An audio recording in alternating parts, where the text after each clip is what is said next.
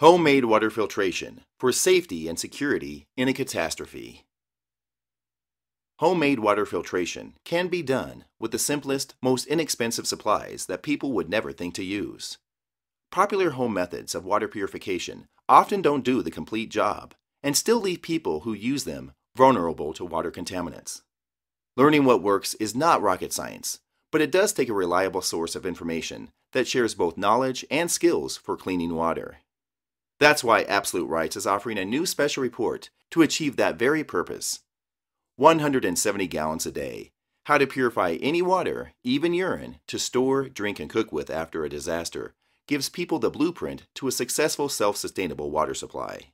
The techniques taught by the special report can be implemented instantly. It's all part of emergency preparation. When a disaster strikes, bottled water is one of the first essentials to disappear from store shelves. Kitchen sinks and garden hoses can't be trusted after a flood or hurricane because the damage they can do to water supplies are immediate and drastic. But the people who learn how to make clean water ahead of a disaster will ensure their safety and that of their families with stored water that outlasts any survival period. Unfortunately, it doesn't even take that much to wreck water supplies. Boil advisories and water quality violations happen all the time in America, merely hinting at what a larger problem could cause. Look how easy it is to ruin an entire community water supply with the smallest of mishaps.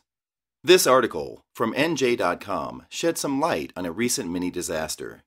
Monmouth County officials and New Jersey American Water Company expanded the boil water advisory this morning to 22 towns one day after a 90-foot section of a wooden bridge, which propped up the water pipes, collapsed, the article said.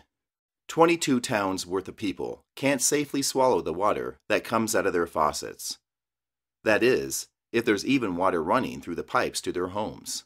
200,000 people whose water supply has been compromised will have to boil the liquids that seeps into their sinks and tubs before they can use it.